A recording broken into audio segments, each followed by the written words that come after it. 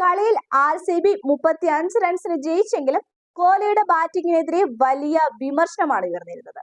43 ബോളിൽ 51 റൺസ് നേടിയാണ് അദ്ദേഹം പുറത്തായത്. 4 ഫോറും 1 സിക്സറും അടക്കമാണിത്.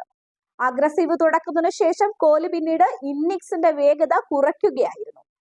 കമന്ററിക്കിടെയാണ് കോഹ്ലിയുടെ സ്ലോ ഇന്നിംഗ്സിനെ ഗവാസ്കർ രൂക്ഷമായി വിമർശിച്ചത്.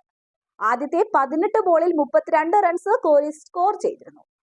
പവർ പ്ലേക്കുള്ളിൽ RCB ഒരു വിക്കറ്റിന് 61 റൺസ് എന്ന മികച്ച സ്കോറും നേടി. എന്നാൽ അടുത്ത 25 ബോളിൽ കോഹ്ലിക്ക് സ്കോർ ചെയ്യാനായത് 19 റൺസ് മാത്രമാണ്. സിംഗിൾ എടുത്ത് സ്ട്രൈക്ക് റൊട്ടേറ്റ് ചെയ്യാനാണ് അദ്ദേഹം ശ്രമിച്ചത്. ഇതാണ് ഗവാസ്കറിനെ ചൊടിപ്പിച്ചത്. കോഹ്ലിയിൽ നിന്നും സിംഗിളുകൾക്ക് പിന്നാലെ സിംഗിളുകൾ മാത്രമാണ് കണ്ടത്.